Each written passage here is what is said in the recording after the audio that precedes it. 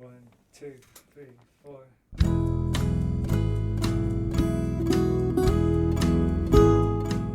Hello, you're listening to the Skylight Books podcast series. We are a general interest independent bookstore located in the Los Feliz neighborhood of Los Angeles, California. This year, because of the coronavirus pandemic, we've had to close our store and cancel in-person events. But Skylight is your neighborhood bookstore, and we are finding ways to create community even while we're far apart. In the coming weeks, we'll be putting out lots of new audio content to help you discover new books, connect with authors, and check in with your favorite booksellers. To learn more about how you can help keep Skylight alive, please visit our website at skylightbooks.com or check out our social media accounts on Twitter and Instagram.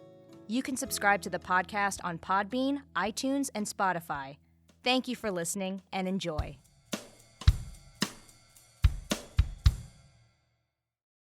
Welcome to Skylight's online reading series. My name is Eve and I'll be your host for today's event. Skylight Books is an independent bookstore located in the neighborhood of Los Feliz in Los Angeles. You can check out our upcoming events on our CROWDCAST page, and I'll be putting that in the chat feature. And yeah, thank you for joining us today. We have Eileen Myles and Adam Fitzgerald. You can say hi in the chat. I'll be reading their bios. Eileen will read from For Now, and then they'll talk for a few minutes, and then we'll do Q&A towards the end. So if you have any questions, you can use the Ask a Question feature that's at the bottom of the videos. Okay. Adam Fitzgerald lives in New York City and is a professor of creative writing at Rutgers University. And Eileen Myles came to New York from Boston in 1974 to be a poet, subsequently novelist, public talker, and art journalist. A Sagittarius, their 22 books include For Now, Evolution, Afterglow, I Must Be Living Twice, New and Selected Poems, and Chelsea Girls. In 2019, they wrote and directed an 18-minute Super 8 film, The Trip, a Puppet Road film. You can see it on YouTube. Eileen is the recipient of the Guggenheim, a Warhol Creative Capital Arts Writers Grant, 4 Lambda Book Awards, the Shelley Prize, and a Poetry Award from the Foundation of Contemporary Arts. In 2016, they received a Creative Capital Grant and the Clark Prize for Excellence in Art Writing. In 2019, Myles received a Poetry Award from the American Academy of Arts and Letters, and in 2020, they got the Bill Whitehead Award for a Lifetime Achievement from the Publishing Triangle. They live in New York and Marfa, Texas. Thank you to you two both, and I'll let you take it away. Okay. Hey, how you doing, Eileen? I'm very good. How are you, Adam? I'm doing okay. I'm a little nervous, but I'm excited to jump in here. Do you want to just maybe start with the beginning of the book? You mean the beginning? Yeah. I can do that. Totally.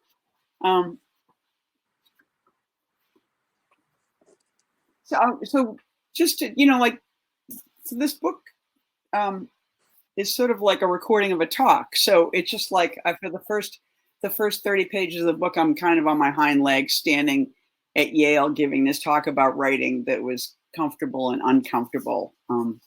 So that's where we are, even though we're perhaps in Los Angeles or perhaps in New York. Mm-hmm. I think last year I got the beautiful bound versions Yale published of Patti Smith and Nausgaard giving this talk. I sat in a chair in my apartment and I took a look at each of them, and at least as far as the beginnings, both of them sounded like themselves, and I thought, well, I can certainly do that. When I received the invitation to give this talk, I think it was the summer before last, or maybe that spring, I was given a date and a fee, and I kind of put it at the back of my mind as something nice that would happen the following September or October, and then in August, I got in touch with Michael because I hadn't heard anything, but it turns out that's because I had the wrong year. And I figure I can start with that. And I'll return to it now and again. 2018's talk would have been different, and 2019, this is so weird to talk about 2019. It was like the last normal year. And I think 2019's been a chaotic and exceptionally beautiful year, right? Crowded with incident, horrible. And time itself had a kind of optic quality, full of great and awful things to see. And the year has been busy getting copied, that way being memorable. And these are the things I'm always feeding into my purpose, which is to write and maybe to get this part over with right away because I need an alibi. I have a very definite feeling that I am simply living, and how would that be possible if you also had a kind of ambition and fewer concrete plans as you moved out of childhood, waiting to discharge it? Alibi, of course, implies a kind of elsewhere, and as you translate it into many languages, it remains alibi. What's the word for alibi in Czech? It's alibi. I have been arming myself with philosophies for years that support the notion that the point is to be here, to be present, which I think is the truly hard part, yet I keep coming back to it. It's undeniably true. And writing it, turns out, is the easiest way to copy that feeling. I have been doing it for years. I would like to be here. I think I'm here. And the more I write, the more you read it, the more it's simply a fact. So that's pretty much done. And now I'm living here. I'd like to read this. Let's get the landlady in too. Oh, that's what I'm waiting for. Good. Yeah, she's the finale. The second detail pertaining to the invite I received to give this talk is that I have been living in an apartment in New York for 42 years. So that's where most of my life has occurred. My living, my thinking, my copying.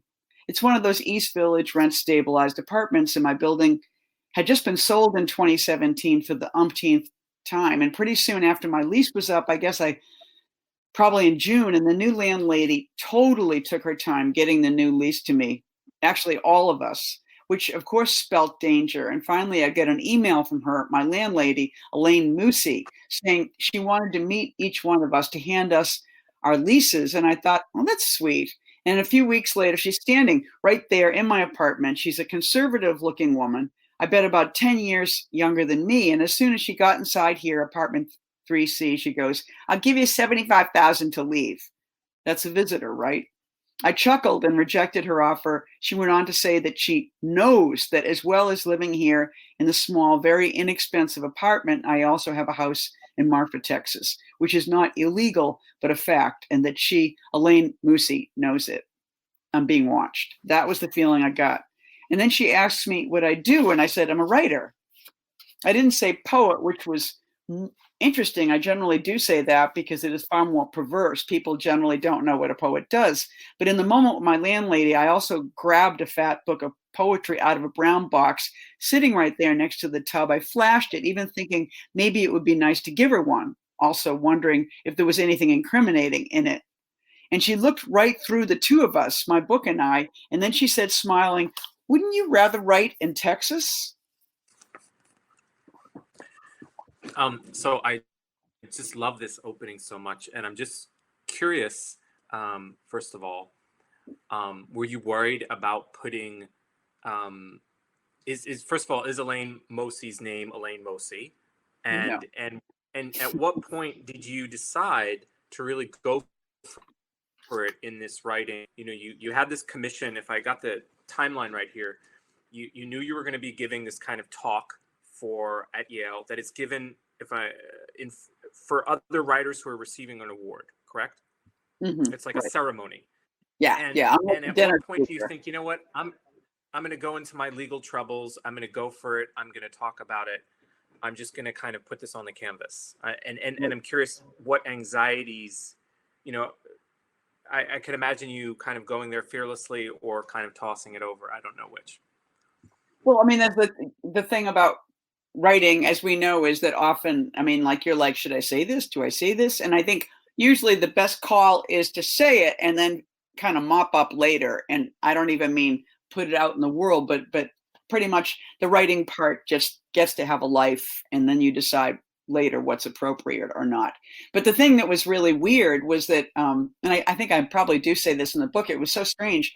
I think, I'm not sure. They were very close. I can't remember if I got the eviction notice and then the next day the Yale invitation came. And it was so weird because I got the eviction notice. I called a lawyer and I said, you know, I've got it, you know, and he was like, okay, I will take it on. And I said, how much could that cost?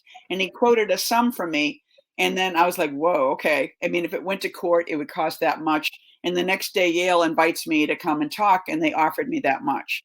And it was like, I was like, okay, this is a really very funny universe, you know, like, why is it doing? So these things were really roped in together. And also, you know, this, I feel, I think around class issues and any number of issues, I think just the downloading of me pontificating about writing is and why I mean, I've been a writer and nothing but for, you know, 40 plus years, but it still feels very pretentious. So what was great was to have this kind of beautiful, ineffable object, which was my home, fleeing. And so I could, the panic of following that meant that I could then talk about writing in a way that was comfortable, weirdly. Yeah, reading this book and rereading it for tonight, it's such a piece, it's such an ars poetica, I think, about kind of how you write and what are the kind of tricks of your trade that you've invented, but it's also such a tribute to your space that you're embedded in. Yeah. And I feel like that I knew you when you were kind of working on this talk and revising it. I knew, and you put it into the piece, but I don't even know if you put in as much as you were thinking about really like whether to go or stay. Like you couldn't really decide what to do with the apartment. And it seems like that energy came really outside of just a lawsuit, that energy of whether you were ready to leave this space. It seems like it's all across it. And then the funny thing is, here you are, you've been giving a Zoom tour from, I'm assuming, your apartment most of the time or some of the time, or what is it? Which is, yeah, another layer. I mean, there's never been the one where I actually, she walked in that door, you know, and I picked up, but it's such a, you know, I walk my body through it as I do the tour. It's so funny. I mean, by now I'm glad this is the end of it, you know, but it was very, I mean, it was kind of, very virtual in this crazy way. I mean, like we're in such a moment of technology, just like reinventing existence in so many ways. And this felt like just a double flip, you know. And remind me, when did I think one of the first events you did over Zoom, you were actually in Marfa, and it was for a museum gig. Was that in April or May, or was that later? That was in the summer. I guess it was at the end of June. And I gave a tour of the art in my house in Marfa, which was really fun. Because, you know, it just, you know, people, Zoom is such a thing, and it's so funny to, you know, as a poet, you're just endlessly, you know, sitting with your cell phone, reciting a poem in your apartment or your house. There's something, I don't know, it's great and tedious, you know? And so I was so happy to get the idea to kind of get off that practice and to have a completely different one, which was to literally use the space. I mean, kind of the thing I'm not doing here, but to enact the space in a way and give that tour, which is so. I mean, I was a teenager in the '60s, and the you know, the Jackie Kennedy tour of the White House was like the most amazing event, you know, and so that was like my private joke that I was doing this kind of presidential tour of my place in Marfa. Just to go back to that moment, you said, you know, you got the eviction notice either the day before or the day after you got the invite to Yale. And I know Ann Lauterbach, poets who have been a long time have kind of been booted from their place. And is that something that you ever thought was in the cards? I know you've been there 35 years, I think, or at least.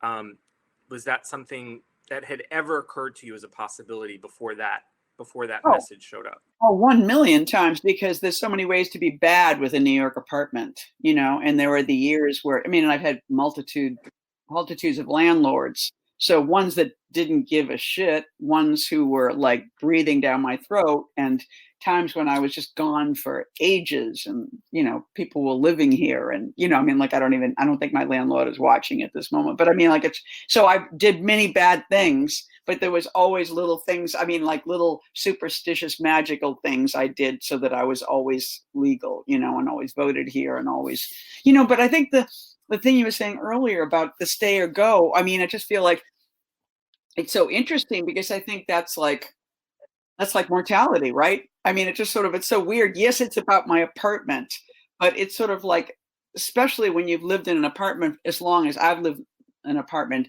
it's like my body, it's like time. It's like, it's like the young me is here, the older me is here, the older still me is here. So this, so it's just, the question of staying and going is kind of, it was easy to wrap up with the writing, and even, the decision, and the anxiety that it filled me with, are so part and parcel with why I write and how I write, because I'm excited to be here. I'm scared to be here. I'm ready to go. I'm not ready to go. So they're all, the apartment just sort of stands in for this husk that is Eileen, And I think kind of pursuing that line of thought, the mortality and body part of it, what's so amazing about this book, and like you do in your other books, but this is like a shorter space. So I feel like it concentrates some of the moves that we feel the kind of, I don't know, whatever you want to call it, the lick or the grain of the text more.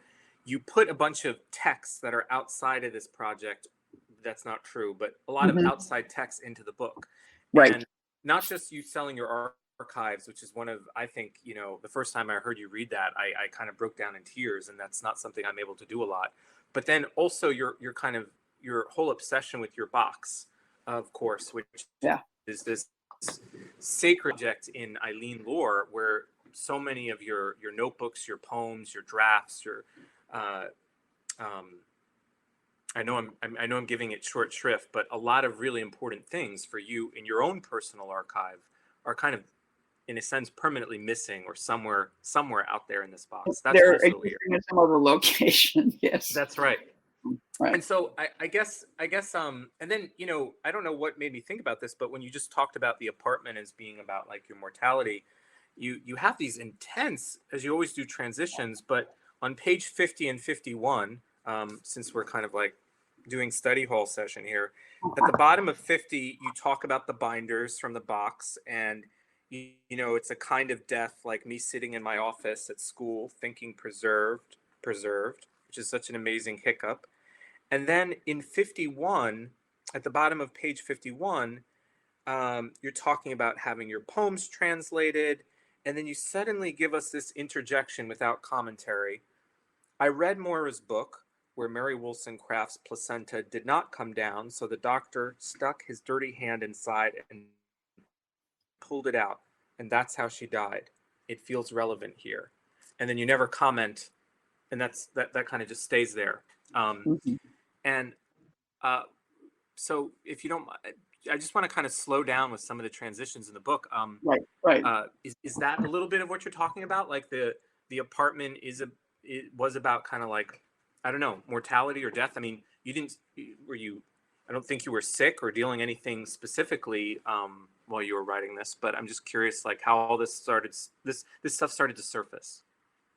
Well, I mean, it's not unlike the box in which the and literally this box that we're talking about, it was kind of like a mini archive, because what it was just a collection of all my poems that before there were computers, it was originals, and it's like many of them exist in other, in books and in magazines and stuff, but it was before there were any such, I guess there were, before there were any books, there was this little archive. And so it just like, and so it has a relationship. I mean, like the piece that I wrote about archives was about the fact that not only am I giving this talk at Yale, but they have bought my archive. They bought basically all my notebooks, all my napkins, all my videos, all my, like they have the proof that I exist, and stuff. And weirdly at that same moment, pretty much I lose my own version of it, so it's sort of like there's a little archive and a big archive. And I don't know, I guess when I think about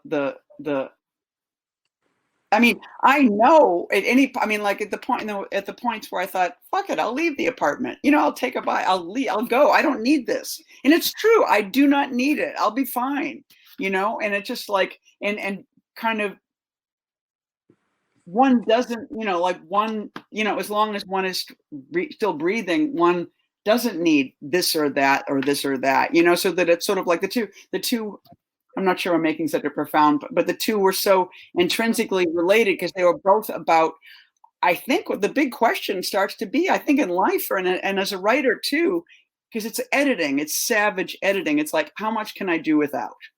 What is necessary, and I think the only thing that's necessary is to stay alive, and perhaps for a writer to keep writing. You don't need this proof that you made when you were young, that you exist, and here's how good I am at saving all these moments in my writing career. Nor do I need this crazy ass apartment that is so cheap that even I can have a home. It's sort of like, and yet I think yeah, even though there's a magical superstition that, of course, obviously I'm still sitting here, so I still have that amulet in some weird way, but I don't need anything, I feel like if anything, if this book was any kind of process, I think it was understanding how much one can go without and do without, except for finally probably themselves and those they love and their practice, which is invisible.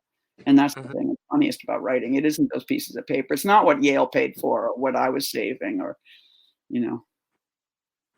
Well, it's just so interesting to me, just from a technical standpoint. I'm talking about how you kind of tuck these other texts inside.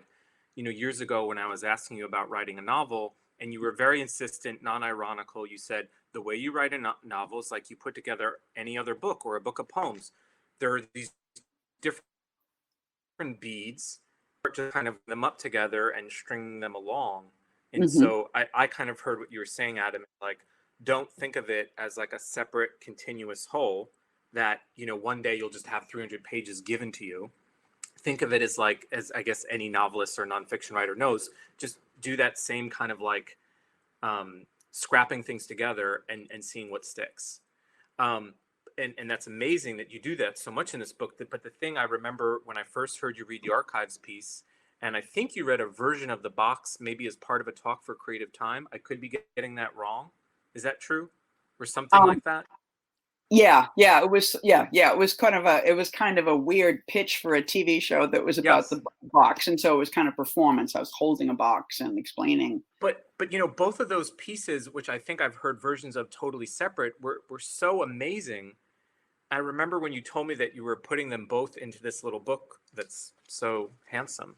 I was like, wow, you're putting two amazing things that could stand by themselves, or in a novel, or in a book by themselves, or like you're putting them all in this little space that you told me you had so much ambivalence about doing because it was kind of an award speech. So I guess I'm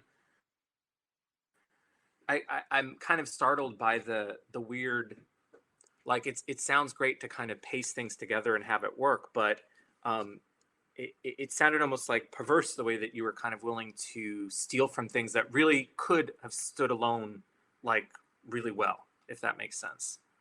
Right. Well, I think part of it, like what you were saying in the beginning, it's like, I think no piece of writing stands alone, finally. I think it sits right next to all the other things you ever wrote, and that if there was some great narrator, whether it's you or somebody else who could walk through all those pieces and point to them, just the way, we're talking about this book coming together, or me walking through my house and Marfa.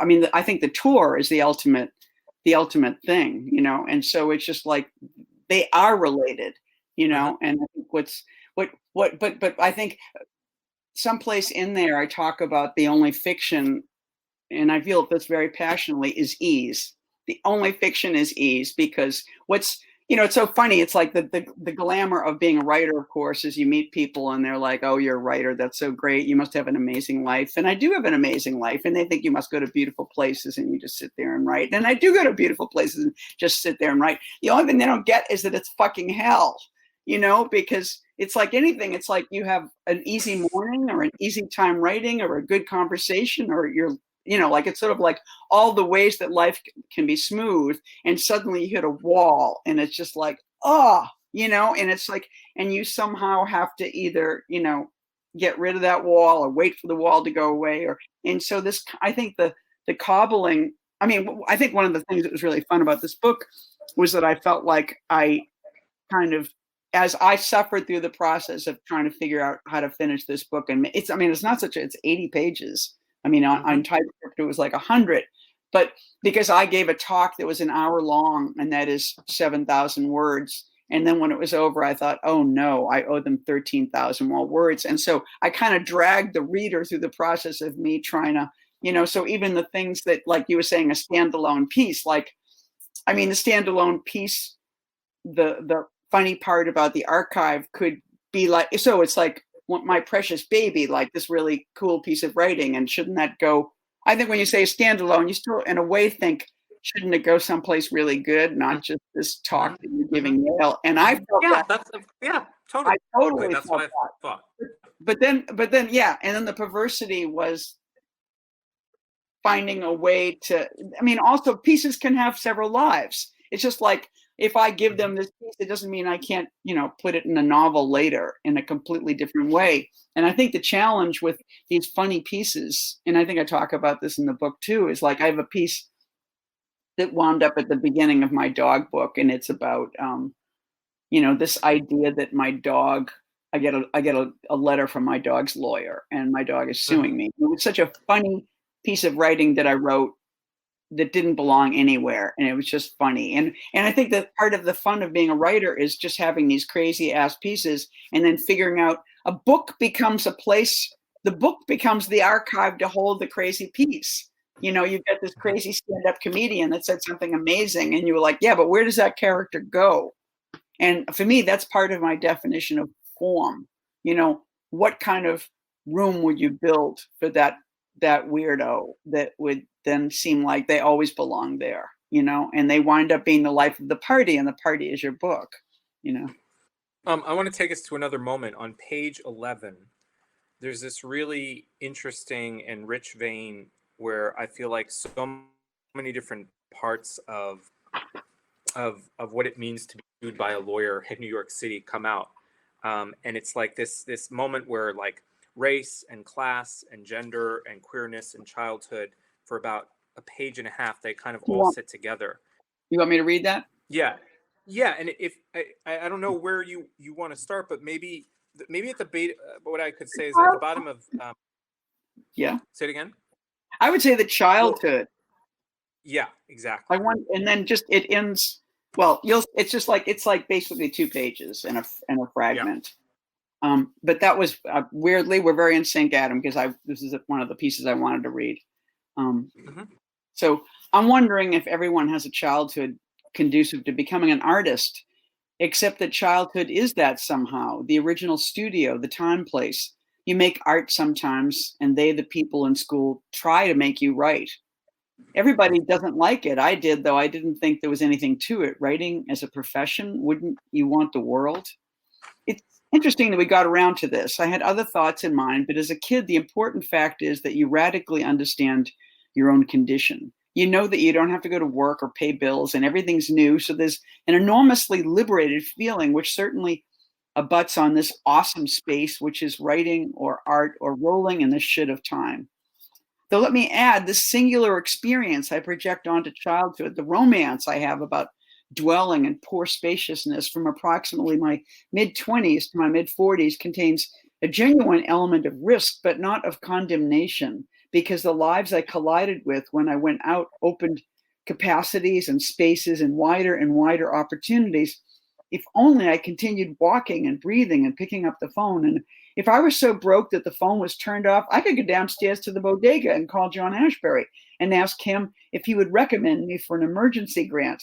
And because I had such entitlement, I knew about this grant and had written some good poems. I'm standing here right now, whereas some of my neighbors in my building came to New York from other countries, continents, or territories, or colonies, Puerto Rico. And 6 people lived in the apartment right next door to my one.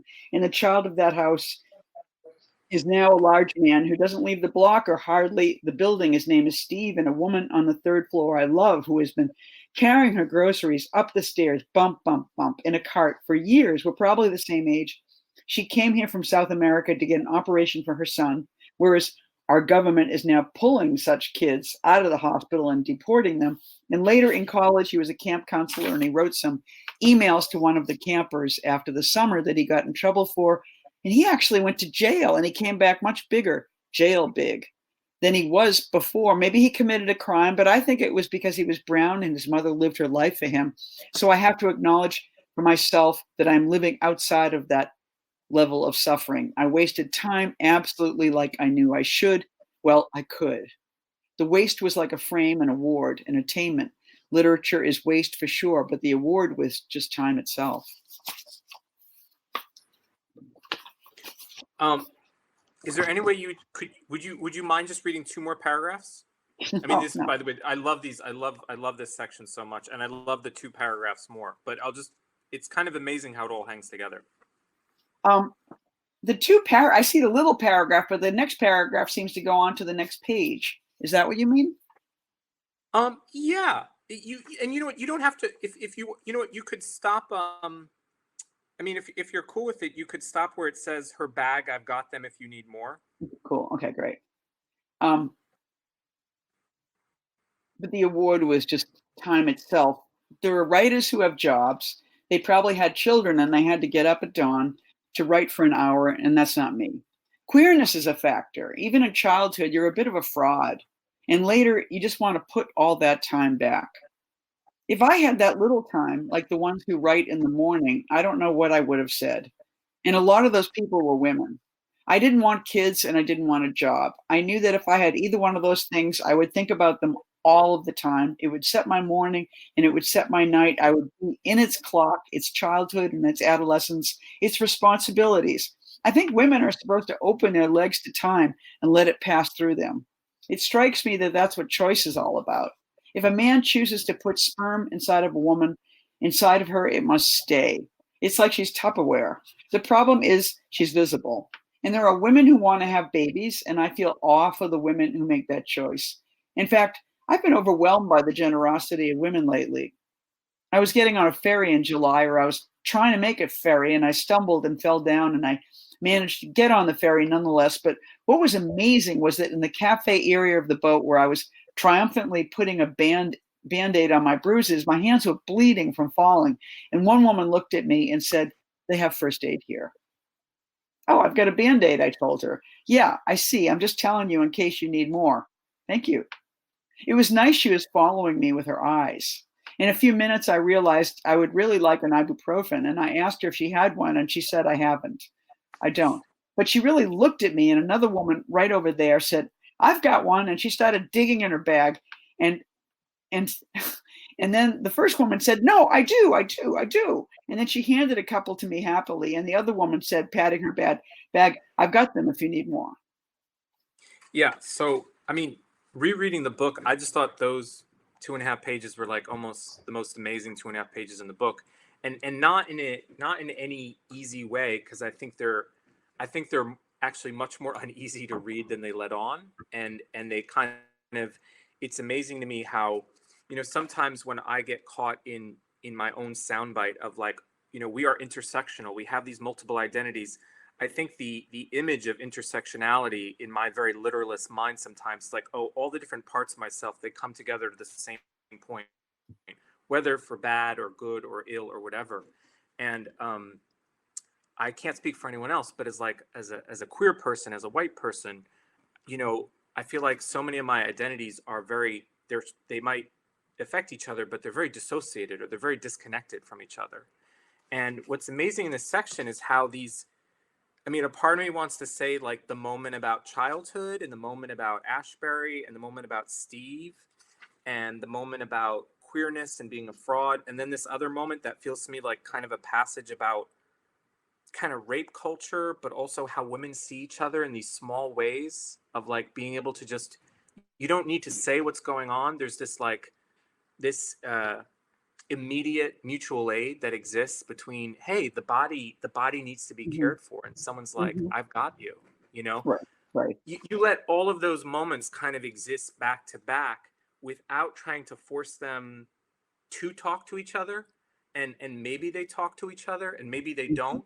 And so I just want to like honor that, because I think it's beautiful and painful, But I guess the question I have, you know, I'm teaching a class at Rutgers on nonfiction, and we look at work of yours and Frank Wilderson and Claudia Rankine and many other people. But I'm just curious how, when you take that moment where you're thinking about the apartment and you're suddenly thinking about Steve, who is a person of color, he lives in the building, or he no longer lives in the building, and you know, he's part of the story of mass incarceration that touches your life and in this book, and like many, there are many characters in this book that kind of come in and out, but they matter, they count, and the book kind of acknowledges that. I guess I'm just wondering how you surf all of these different moments, and it particularly in that moment, like, how do you know, and I don't mean this rhetorically at all, how do you know at that moment, like, okay, do I show up here? Am I a feminist writing that moment? Am I a white person writing that moment? Am I someone who's just been a poor poet their whole life that literally is trying to be evicted? Or am I kind of now a well-known poet whose archives are being taken by Yale? And I guess I want to avoid the fact that, oh, well, they all exist and they all just exist equally. So yeah, if any of that makes sense, I'm curious how you linger and move into that. Yeah. I mean, I will say that one of the things I was experiencing when I was writing that part was an awareness of how many kinds of seeing there are, you know, and it's sort of like, as I was rhapsodizing about, you know, time and wasting time and how great it was and all that, I couldn't help seeing myself, you know, and I think, you know, I saw myself in my whiteness, I saw myself in my privilege, and I always, you know, I come from a working class background. I've spent a lot of time thinking of how not privileged I am. And yet, you know, it's just like, it's almost like as the energy rises and you get really excited, if you're lucky, you'll start to see, you know, who's getting off at that moment and who isn't, and where this performance, because it's all about energy, you know, it's all about feeling energy rising, and you're writing it. And I feel like I never want to be so drunk on my own writing or my own feeling that I don't watch myself too at some point, you know. And it's, in a way, that's part of how you drive the car, is that you just, you know, you get lost, and then you suddenly realize, no, wait a second, stop listening to that audiobook. You know, you don't want to hit people, you know, and stuff. And you know, and suddenly I realized, it's like, yes, there was this huge family living next door, and they're not there. Then it wound up being this one guy. You know, I just suddenly realized that though this is deeply permanent, my living here, it just still, you know, I'm making this movie about it, you know, and you know, and again, I don't know. I mean, it's just like I don't know what it's like inside of anybody else. And I can't say that they're not making this movie out of it too, but they're certainly not making it in the same way that it's a cultural product that they sell, you know. And then I think the part about being on the boat, I think there's just a part about storytelling, and that, sometimes I get addicted to a story, and there was something, I just, you know, my therapist and I have talked much about this incident of trying to get on a ferry and being in a rush and stumbling and feeling vulnerable and all that, you know, all that carried, and then getting on the boat and being seen by women, and even, you know, and it's just like being female, but maybe not being female, and all those things coming together at that moment, you know. And it's just like, I keep telling that story. I've written that story like 3 times in 3 different settings. And it's just like, I think there's something really wonderful about a story that you don't know why it's so important, and you keep telling it, and it fits everywhere, because it's like the joint, you know. And it's just like, sometimes I don't understand the joint, but I know when I'm in it, and I know when it's just like, bring the fucking joint in again, because it just works here, and it makes this seeing be different again, you know. And it brings another, you know, another layer, which is so exciting to keep adding dimensions to something very simple in a way. I'm so happy to open it up to what other, I think it's, Are we there? And after the questions of folks, but I do have one other quick little question for you. You know, and it's just more of a materialistic language thing. Sorry, I kind of just opened a portal. And, yeah. but I've always wondered, one of the things I'm obsessed with about your prose writing, Eileen, is you have this kind of, and I don't know whether it's like a tickle or a chuckle, but it's this weird way in which your prose writing feels to me like sometimes it's like the verbal equivalent of a stutter. And because nothing's by accident and nothing comes easy, you like that moment in the passage where there's the generosity of women, and it's the ibuprofen and the Tupperware and the Band-Aid. You write, you write, and this is all one Pythonic long sentence, said, "I've got one," and she started digging in her bag. And then the first one said, "No, I do. So far, there's been no punctuation, comma, I do, and she handed a couple to me, all of that without punctuation." It's this amazing way where you're not just trying to write vernacular as a diction or a word choice, but it's this kind of style of syntax and a style against a certain kind of punctuation. And I've always been obsessed with that little aspect of your work, and I don't know how conscious and obsessed with it you are too. Mm-hmm. But you do it throughout the book all the time. Well, it's sort of the drum beat. It's sort of like, the thing is, if you don't use punctuation in a conventional way, you got to use something. And so for me, I mean, my favorite part in all that I read is the woman patting her bag and going, "I've got them in here," patting her bag, going, I do. It's like, it's sort of like that closes it in a way that no punctuation can do, because you're both in the text and in the world of that moment. Because we know people physically endorse their statements with rhythm all the time. It's just the absolute, it's the rhythm of need and necessity and seeing. And it's just like, it's an embodiment that is much stronger than language. I think language is just always trying to be that strong, I think. Mm-hmm. Great. All right. Let's hear what folks have to say. I'm back. So Tony's asking, I wonder if you could talk more about what you said initially when you said my copying. When you talked about your apartment in New York City and your place for my living, my thinking, my copying. Oh, right.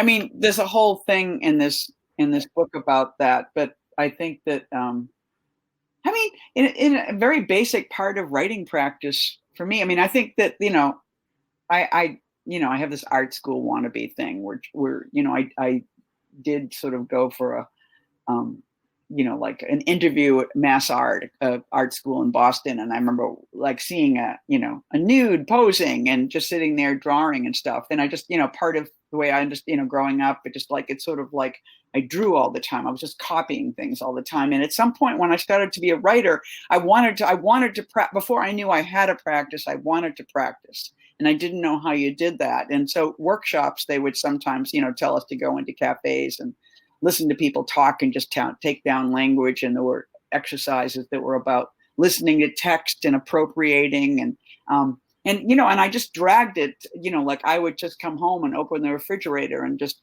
say what was in there, and just describe it, because, or being on a train and looking out the window and just narrating. And I just think it's a very primary exercise of writing. And I think I warm up when I sit down to, even if I know what I'm working on, when I sit down at my computer, I often start with where I am, and I let sounds come in, and I let the room come in, and, and it's sort of like, it's kind of the base for perhaps an evacuation that happens in language when you, and it's not that you don't continue. I mean, when writing was invented, people were really flipped out about the loss of memory, because up until then, all we had was people narrating out loud long things from memory and stuff, but it's sort of like writing. It's sort of like copying that text, copying that recording, that performance, so I feel like on some level, writing just really is like a recording device. And I think I like to visualize it. And I like to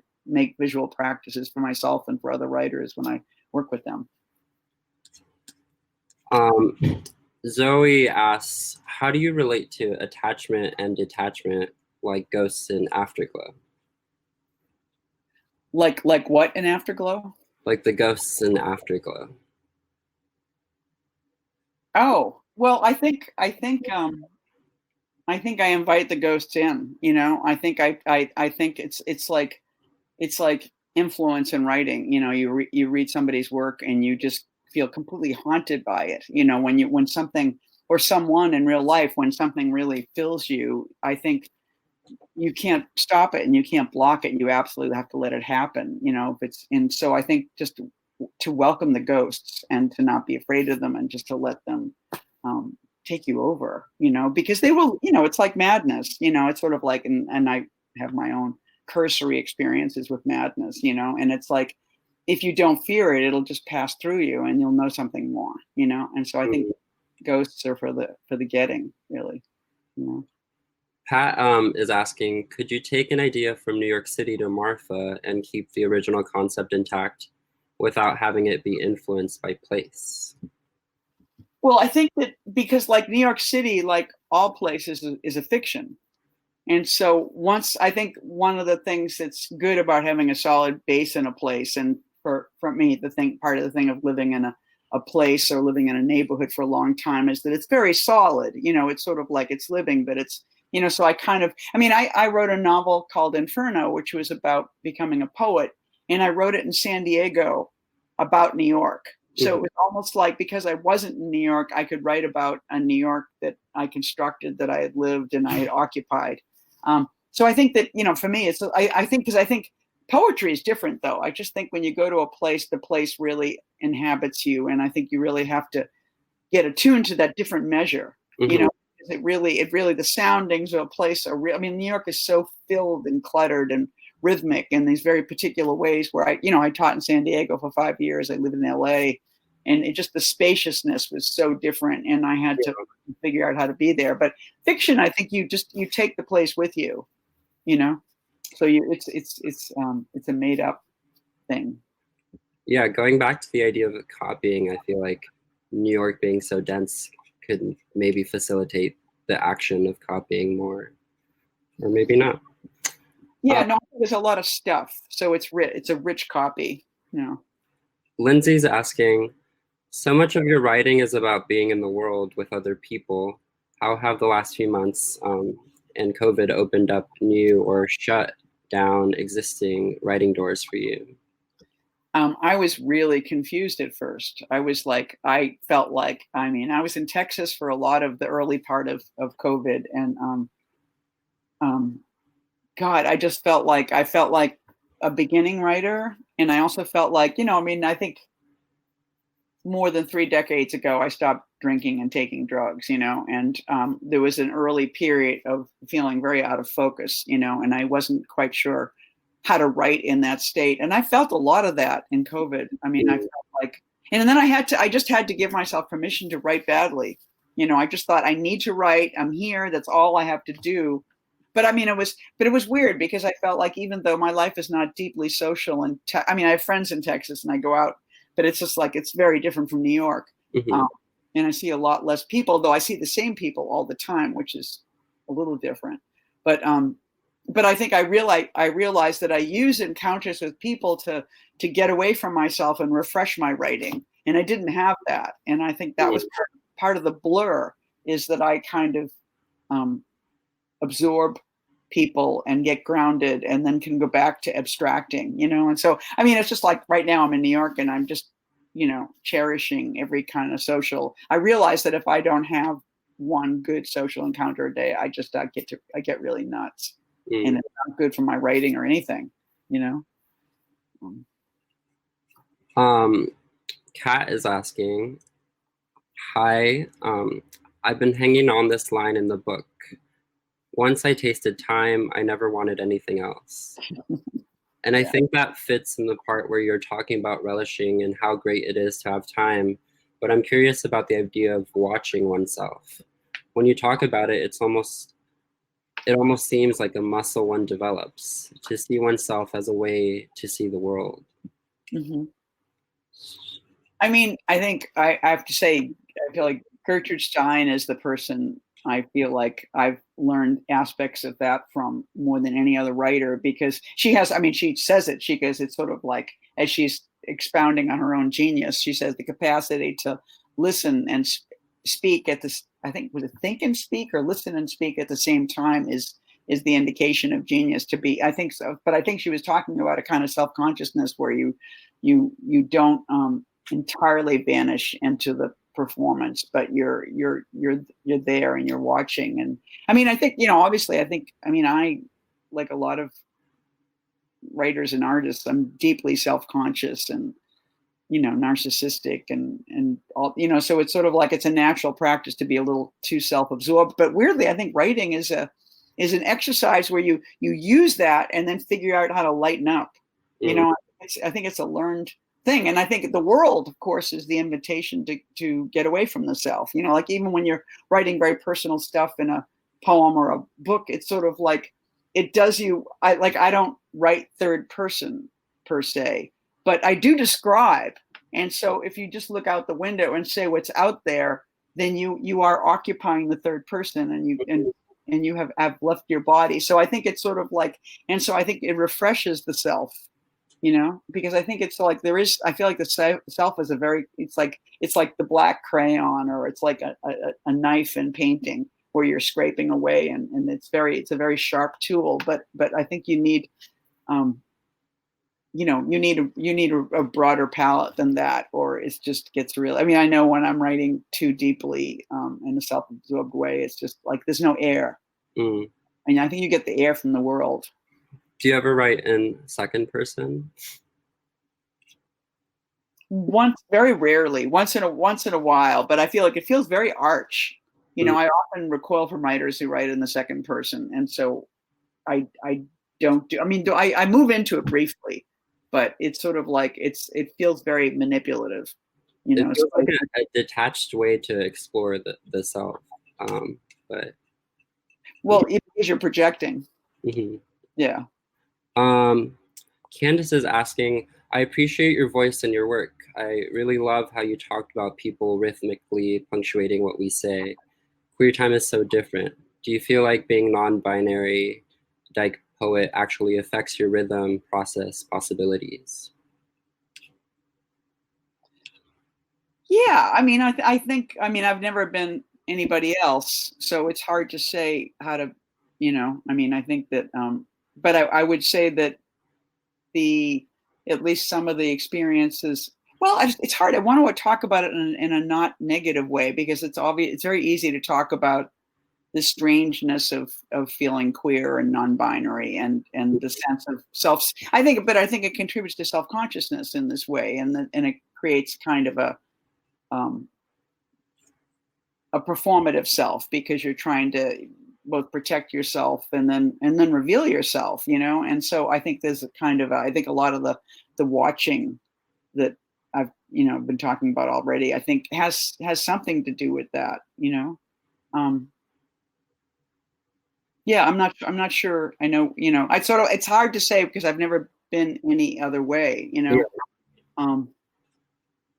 Though again, but I think there's a slippage too. I think when I feel gender slipping in writing, I in a very organic way, I try to get on that boat. It feels like, and I feel like my writing sometimes has been more queer than I am. Because there's an ideal self, and there's there's so many opportunities too in the text.